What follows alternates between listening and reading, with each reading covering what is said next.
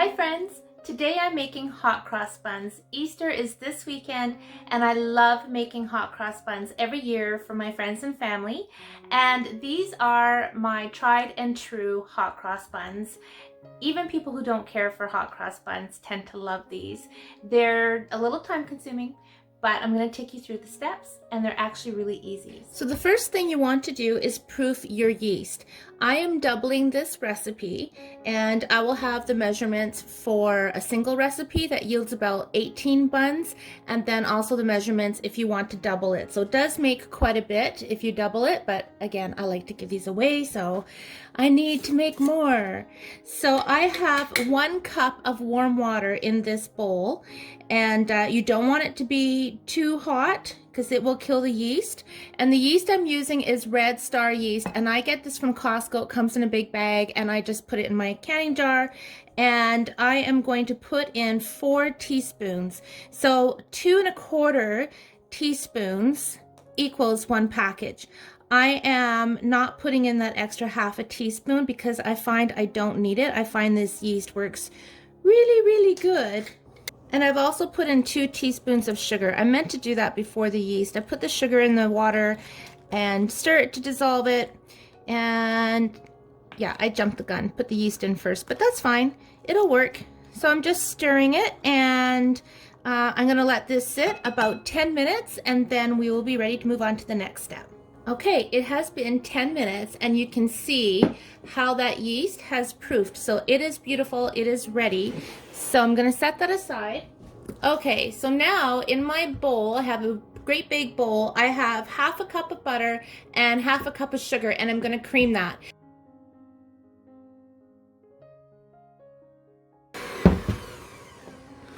Okay, just scrape the sides, get everything in there. Now I'm going to add 2 eggs and beat those in. Again, scraping down the sides. Now I'm adding 2 teaspoons of salt. And this is where the spices come in, and that makes everything so delicious with these buns. So I love Watkins cinnamon. In my opinion, there's nothing that can hold a candle to the Watkins cinnamon. I actually used to sell Watkins for about 25 years, mostly just to get my own discount.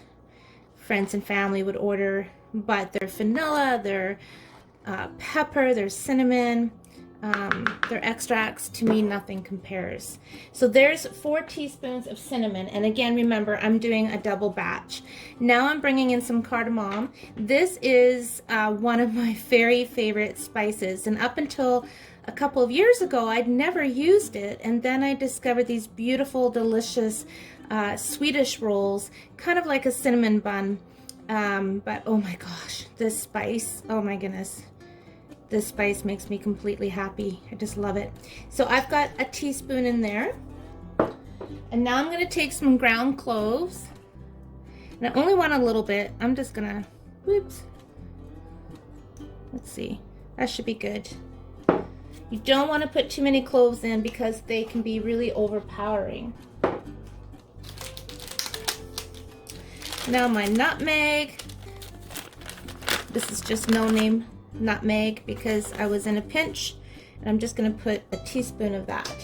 So the stronger flavor is going to be the cinnamon, and I'm going to add 2 teaspoons of vanilla, and again I am using the Watkins vanilla, just using my cap.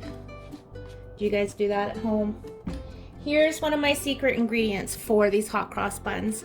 This is imitation butter extract, and to me, this just, oh my gosh, I don't know, it just really adds something to these buns, and I'm putting in 2 small capfuls of that. Now, if you can't find butter extract, don't worry about it. These will be absolutely delicious without it.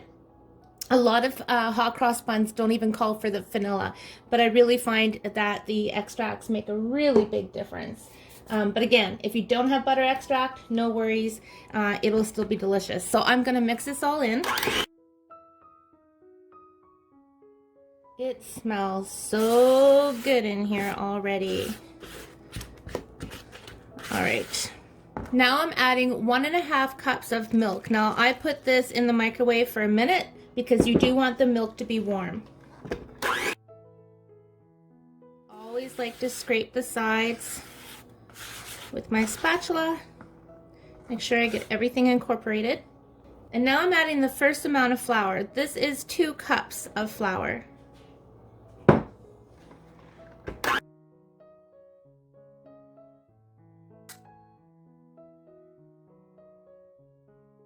Time to add our proofed yeast.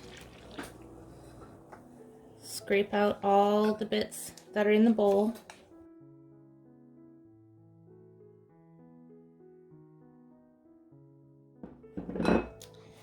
And mix that in.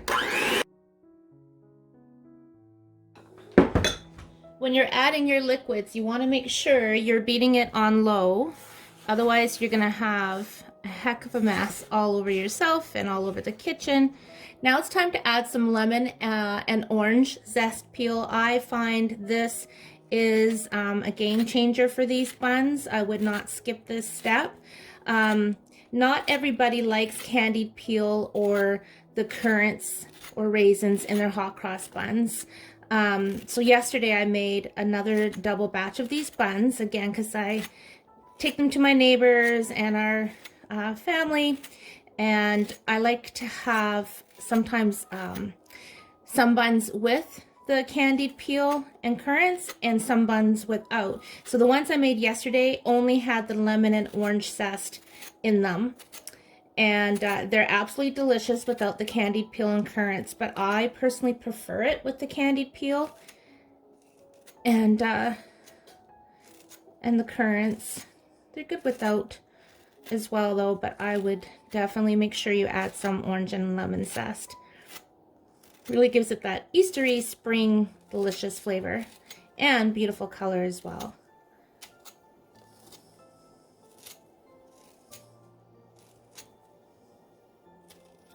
I did a video last fall or last summer for a green tomato marmalade that was absolutely delicious, and in that video I was using this little gadget for my lemon and orange zest, and I remember telling you I use this all the time, and I do. There's something about fresh zest in your baking, just makes all the difference. So I'm going to stir that in. Now if you are not planning on adding any currants or the candied peel, you are going to skip the next step. But for this batch, I'm going to. So this is just, says the Glace mix, and it's got the cherries, it's got pineapple and lemon peel and citron peel, but of course it's all candied, and it gives it a nice color. So because I'm doubling this batch, I'm going to put in 4 tablespoons. And that may not seem like a lot, but it's plenty. You don't want your buns to be, you know, all peel. You just want a little bit. And it's really nice with that cherry and pineapple in there as well. So I'm just going to stir that in. Now I actually don't have any currants. Well, I think I do, but I can't find them if my life depended on it. So I'm not going to worry about the currants. Okay. Next, it's time to add the rest of the flour. So I have 4.5 cups flour in here, and I'm not going to use the mixer. I am going to stir this in, just because it's going to get too hard to use the hand mixer. If you have a KitchenAid stand mixer, of course, you know that you can just throw everything in and let the mixer do the work, but I'm the mixer. I don't have a KitchenAid, so I just do it the old-fashioned way. And again, just gradually add that flour, because what you're creating is a soft dough. And by the time I add all this flour, it's going to be the perfect consistency. It's going to come away from the bowl. It's not going to be super sticky. It's going to be just right. So there's the rest of my flour. So in total, there's 6.5 cups of flour in here. And again, I want to remind you, I am doubling the recipe.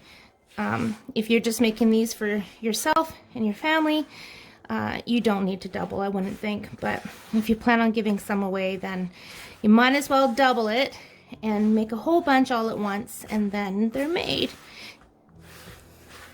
So you just want to really mix that in and see how it's starting to come away from the bowl. And this really gives your arm and your shoulder a workout. All right, I am going to clean my counter and flour it, and then I'm going to start kneading this. Okay, so I am just going to sprinkle some flour onto my clean counter.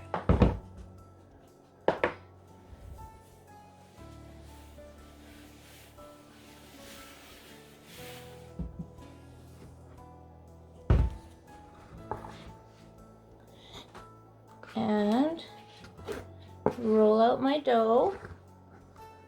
There we go. And sprinkle on a little bit more flour. So I'm just folding over the sides and the top. Put on some more flour if you need it. If it feels too sticky, like see there's a little bit here, so I'm gonna just put a little more flour on there. And you just keep kneading it in. Okay, so fold it over, push it in with the heels of your hands, and just keep working it in. Move that flour on the counter. And you want to knead this until it is smooth and elastic. So I like to turn my dough as I fold it over. And one of my kitchen lights just died, so it just got a little bit darker in here. I'll try to improve the lighting if I keep doing more cooking videos, which I suspect I probably will, because I absolutely love cooking and baking and sharing that.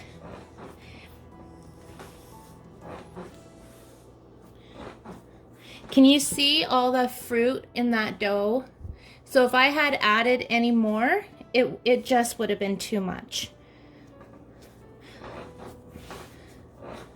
Some things like chocolate chips and chocolate chip cookies, you can never have too many chocolate chips, but some things like these buns, less is best when you're adding your fruit.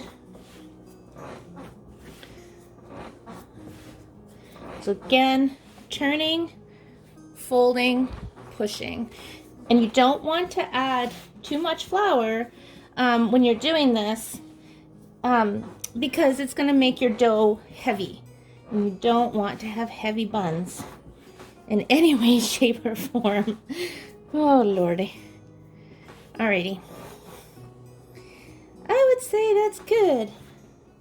So I'm going to lift this up, spread this flour around.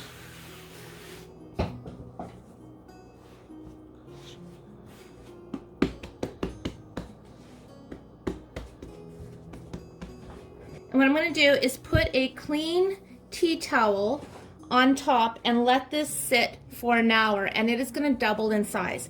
This tea towel may not look clean, but it is clean. It is. I love these tea towels. They're so awesome. I can actually feel the heat from this bread, so I know it's going to rise.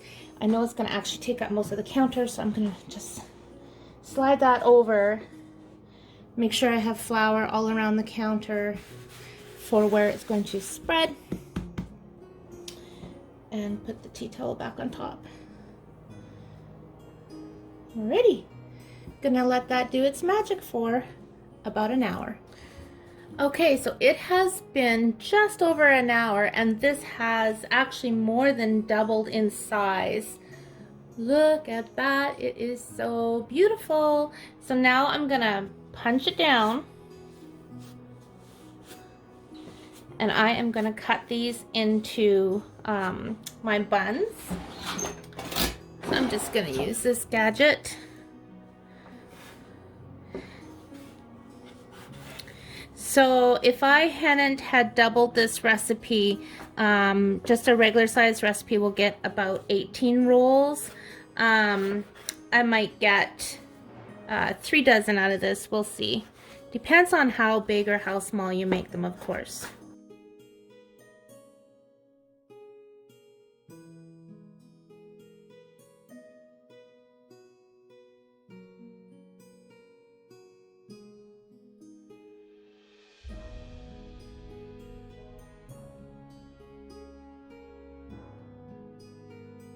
Okay.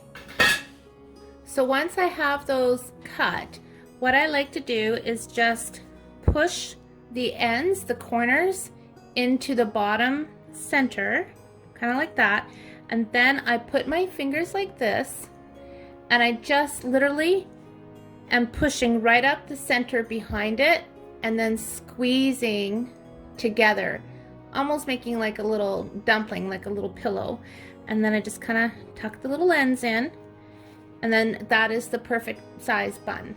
Okay, so I'm going to do that again. I'm just kind of folding the corners underneath into the center and squeezing, and then just pushing them under and make my bun. So I am putting these in a greased 9x13 dish. So I'm just going to continue making this dough into beautiful little balls for our buns, and I will be back when that's done. Okay, I actually got 37 buns. I got 2 9x13 pans, and then I also used a pie plate. And what I'm going to do now is take my scissors and I'm going to just cut X's into the buns. You could use a knife, but I find the scissors work best.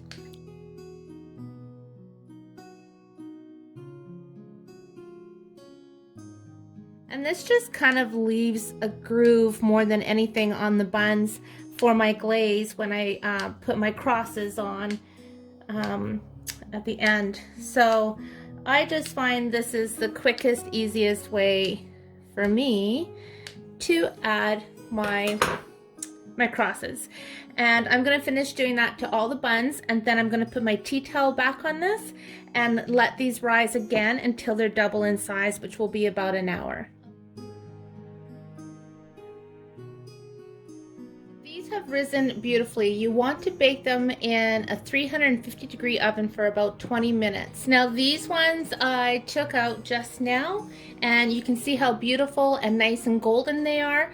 I'm going to move them to a cooling rack and let them cool completely before I put on my glaze. Okay, so I'm going to make my glaze, and I have actually tripled the recipe just because I know that I always use a little bit more than what the original recipe called for, and I've tweaked this recipe over the years. So I have 1.5 cups of icing sugar, and I'm gonna add 2 teaspoons of vanilla. Now you could mix in 3 teaspoons of water with this, but what I like to use is the lemon that I cut the rind off for the bread.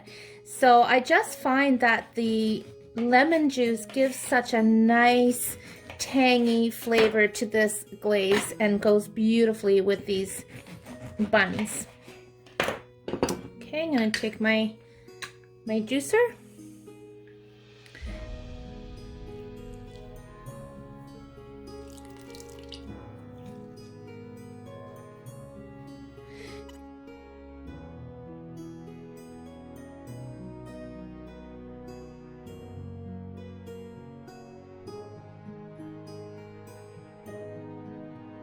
The perfect consistency, and once I put it on the cooled buns, it will actually harden and be perfect.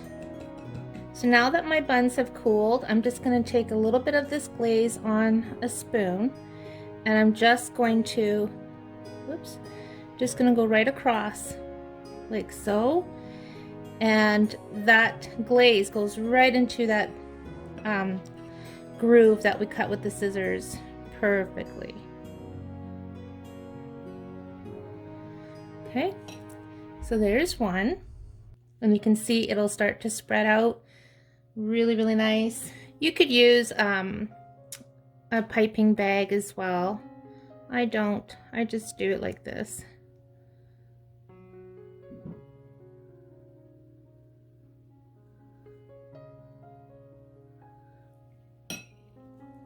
So while I put the glaze on these buns, I'm going to tell you a funny little story. Every year that I make hot cross buns, I think of this this memory.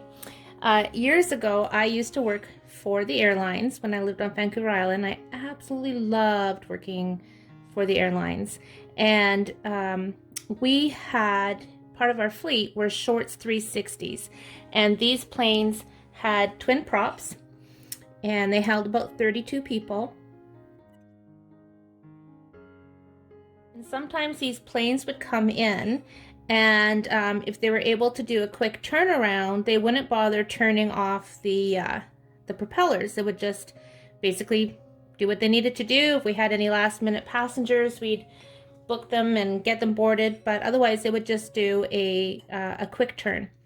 And I loved taking baking in for my co-workers and our passengers.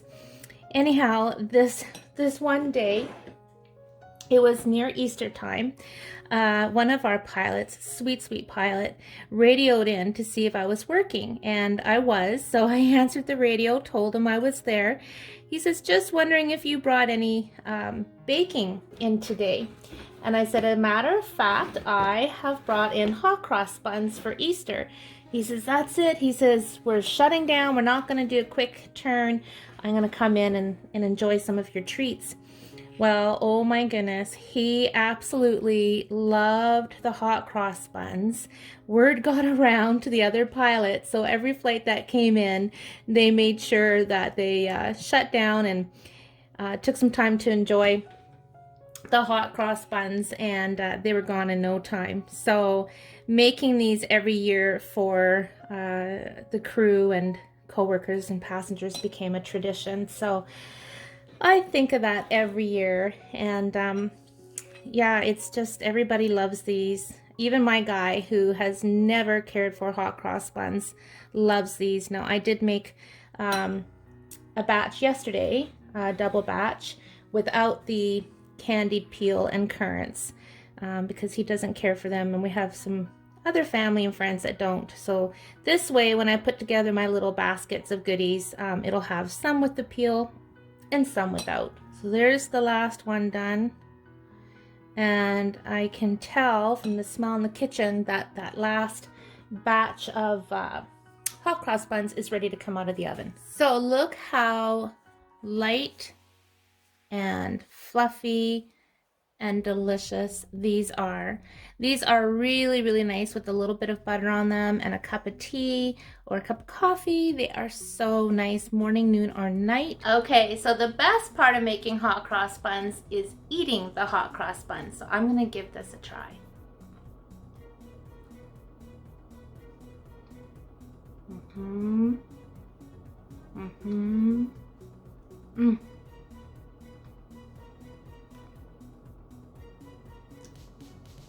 These are so good.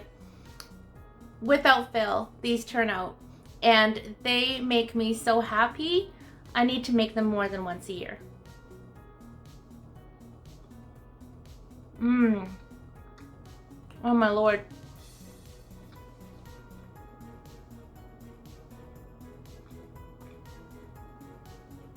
The lemon and orange rind combined with that candied peel is perfection.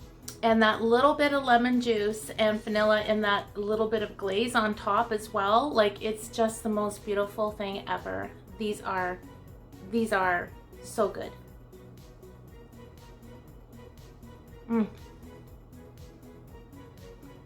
You have to make these. So if you decide to make these hot cross buns, I'd love to know how they turn out for you. Please leave comments below. The recipe will be posted in the description, as well as a link to my blog with the recipe. And I just know you're gonna love them as much as our friends and family do. So thank you so much for watching. Happy cooking and have a wonderful Easter.